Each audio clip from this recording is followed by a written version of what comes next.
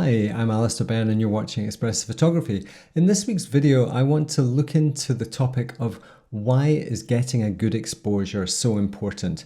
There's loads and loads of different ways that we can look at this, and I hope to bring it from a much more creative and expressive point of view rather than just looking at it as a tired old technical thing to send you all off to sleep. So we're going to be looking at the creative implications of getting a good exposure in this week's video. Before I start with that, I just want to extend my greatest gratitude to everyone who's already bought their copy of my new photo book, my first photo book, Out of Darkness. This is the product of 6 years of work, and it's just such an honor and a pleasure to finally bring it to market.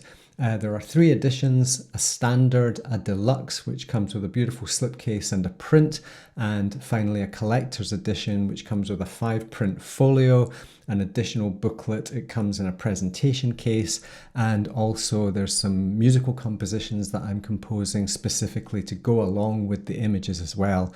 So it's a real collector's edition. So they're selling really well, so I thank everyone who's buying those so far.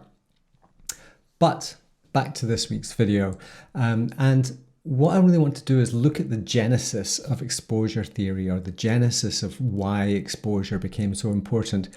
And it really started with one of these, a film camera. This is my Hasselblad 501cm. It's a 6x6 film camera, and the film goes in these cartridges at the back here. And when we use a film camera and we chuck some of this in it, this is Fuji Velvia, what happens is we're putting something into the camera that records light in a very specific way with a very limited dynamic range. And the importance of getting the exposure absolutely bang on in camera, in the field, was an essential part of learning. If you didn't get that right, you ended up with lots of worthless film. And when we get our slides back, they come in this format where you get a little envelope with the developed transparencies in them. And everyone who shoots film knows that once you look at these on the light box, if they're well exposed, they just look amazing. Beautiful light shining through them and looking through a loop. And they really do look magnificent. And if you overexpose them, they're a washed out mess. And if they're completely underexposed, then that's it. You've got lots of black slides. So using a light meter in the field, checking the value of the highlights, checking the value of the shadows, and then working out how much dynamic range was between those two things was the way, or is the way, that I use or calculate exposures in the field. A piece of Velvia film here may have a dynamic range of 6.5 stops at best. It used to be bandied around as 4 stops. In comparison, a contemporary modern digital SLR or a mirrorless camera might have as many as 14 or more stops of dynamic range. So a RAW file behaves in a very, very different way than a piece of film. So exposure theory, as it was developed in the 50s and 60s and 70s, was a product of the limitations of the medium rather than creative or aesthetic choice. If I look in my Lightroom catalog here, this is a scanned slide. So this is one of these transparencies that I've taken to my friend Tim Parkin, who lives over the loch, and he puts them in his drum scanner and produces these absolutely gigantic TIFF files, which have a huge amount of information in them, and they are vast in terms of their size. And there is a certain amount of latitude that we have with processing these. So this is the maximum evolution of where slide film has taken us, is that we can now scan these to create extremely high resolution TIFF files, and we can process them somewhat like a RAW file. And you can see here with the Word version, we managed to bring out a little bit of color, a little bit more contrast, but there is far less latitude.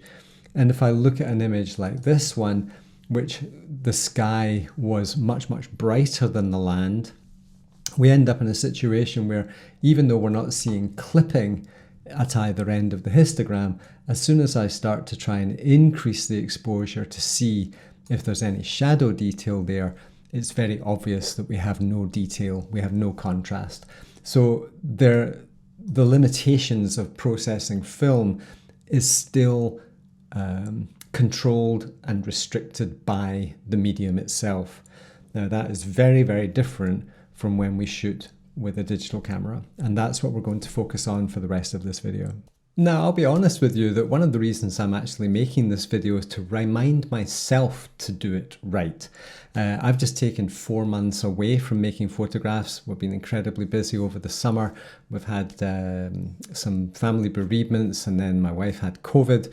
And obviously with producing the book, I've just spent most of my life in this office. So as we get nearer to the autumn and that desire to get out with my camera is starting to build again, when I take my old faithful Nikon D850 out into the landscape in a couple of weeks' time, I want to remember not to make the mistakes of being sloppy, being forgetful, being careless. So what is good exposure when we're talking about digital photography? Why is it so important? Why, if you get it wrong, are there real and genuine consequences? Let's examine that. Here's a reasonable example of a shot I took. This is from last year, in the autumn, so round about this time last year actually. Beautiful larches starting to come into colour, and if I turn the lights off there, you know, the feel of this image isn't bad. You know, it's moody and kind of dark, but that's okay. It doesn't say anywhere that it has to be bright and cheery. However, if we look at the histogram here, you can see that there's nothing brighter in this raw file than midtone, and most of it is actually in the shadows and into the blacks. If I was to increase this exposure to around about here, that is the file I should have taken, because what happens is that with digital photography, with digital cameras, the way these sensors respond to light is they are far more sensitive in the upper mid-tones, highlights and whites end than they are in the shadows end. And this whole adage of pushing to the right, exposing to the right, we do that for a very, very good reason. There's a danger when we're shooting with raw files is to somehow expose it for the aesthetic that pleases us when we look at something on the back of the camera. And this is where I fail so often, is if you're in a dark, gloomy environment and you photograph something, it can actually be horribly underexposed, but it's brighter than everything around you. It still looks bright on the back of the camera, and you get fooled into that. We should be using our camera to look at the histogram. We should be gathering good data, because the consequences of not doing that mean compromised raw files or not being able to make the photos we want to take because we simply didn't get the data. Back in about 2006, I came up with an expression, harvesting light. That is what we do in the landscape with digital cameras. We harvest light. It's not about making that final photograph anymore like it was with the slide film that we were just talking about. We are harvesting light with which we can create photographs. It's not about recording the light as it is present in the scene. It's about getting good data. This whole shoot was very, very similar in that most of the shots are somewhat underexposed. Now, where we choose to take this creatively is an entirely different question. What we want is to make sure we have good data. Once we have good data, if we want to make dark and moody photographs, that's perfectly fine. But we are not going to compromise the quality of the file that we have at our disposal by underexposing it. Most of the noise that you will introduce into shots comes from underexposure rather than using a higher ISO. You can shoot 800 ISO or 1600 ISO. And if you expose it well, which would probably be a stop over what you would think, it will look okay and it won't be that noisy. If you underexpose 1600 ISO and then try and bring back details, that is when you're going to run into problems. As you know, I'm a huge advocate of the powers of expressive photography to use photography to express moods, to express emotions, to capture a feeling, and to somehow to sort of get that across to the viewer.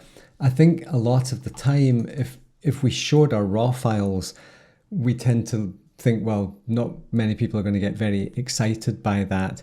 And this is another really good example, is that it's not horribly underexposed. It could be a little more, but most of the photographs I tend to make are significantly darker than the raw files that I produce or the raw files I record. And I think that's a good thing for me to remember, is that looking at the back of the camera, it's very easy to get sucked into what it looks like and to make something that looks somehow like we want it to be, the final photograph. But most cases, if your files are going to be saturated and rich and full of contrast, there's a very strong possibility that it's actually underexposed, because we know that there's a direct relationship between contrast and saturation. So in this particular example, I've actually underexposed the processing here by 2.55 stops, underexposed by 2.5 stops, and then I've added back in some light to create that lovely contrast, expanding out the histogram to make more contrast, and therefore the content and the relationships really gets an opportunity to sing. If we take this as an example, and this is a very busy photograph, but something, well, not a photograph, it's a raw file, but I exposed for the highlights. I managed to think enough to record this file so that we have plenty of highlight detail, but the actual photograph I want to make is probably going to be closer to this even, and then maybe cool the white balance a little bit. It was that light on that pine tree there, that Scots pine tree, that was the thing that I wanted to photograph. And I'm using the rest of the frame as kind of negative space and just to juxtapose. It's a frame on which the light can perform. And that's one of the beautiful things about highlights, is that if you produce a darker stage for highlights to perform on, they will always shine. They will always sing. This is my out of darkness. This is the emotional uplift that I get by shooting highlights. In many cases, my photography is all about finding interesting looking highlights and then giving them a dark stage to perform on. And of course, as my emotional perspective is growing and as my emotional openness is changing, I'm more willing to photograph brighter and lighter aesthetics. But here is a classic example of a photograph that started off as a very bright, busy and uninteresting scene, and we can actually strip it down to that bare essence to only show the bit that really caught my imagination in the first place. And just to prove a point that I can make bright and uplifting photographs, this is another one taken at the same time. Were I to go in here and massively darken that, we lose that uplifting feel and we create something that's generally just a bit more mysterious and a bit more moody there. So that's a very different feel from where we started off with. The bottom line is, when we expose with a digital camera, we have this massive amount of dynamic range to play with. Digital sensors are far more sensitive at the highlights end than they are in the shadows end. They don't respond particularly well with shadows, and the best way to get good shadow detail is to overexpose your shadows. So pushing everything up to the right is a good thing to do. We are not shooting film, or most of us aren't shooting film anymore. Why would we use the rules and guidelines that worked 60 years ago for 2022? That's the big question I would like to pose to you. If you're still shooting, get it right in camera in the field, ask yourself why. Why are you doing that? What does it mean? Because for me, aesthetics and photography is about expressing something about us. It's not just about the subject, it's about our feelings for the subject, the relationship that we have emotionally with the subject, and how we want to portray our perspectives to other human beings. Photography is the most incredibly powerful thing that we can do to share and express emotion. Many of you aren't particularly wordy or literate in terms of your openness to show and share your feelings. It's not normal to talk openly about your feelings. I think I'm unusual in that regard. On the Expressive Photography Forum, it is more common for people to do that, but it's not essential for us to do that because we can talk about our emotions through our images. Every time we move the midtone slider, the exposure slider, we are changing the emotional output of a raw file, regardless of what that raw file looked like when we took it. If that was the only version of this photograph that we could produce, then shoot JPEGs. If that is what you want to do, if you want to get it right in camera and carve it in stone, then shoot JPEGs. You don't need a raw file. You can make perfectly good photographs right on the back of the camera, and if that's what you want to show the world and do no processing, then that's a good way to go. If you want to change the emotional output of this content to say something more about perhaps how you feel or how you're responding to that data, the importance of having a well-exposed raw file gives you that maximum amount of articulation. And therefore, why would you limit yourself when you don't have to? 70 years ago, creativity was a function of the tool that we had at our disposal. In 2022, our creativity is a function of this. It's us. The tools are far more sophisticated. They're far more capable.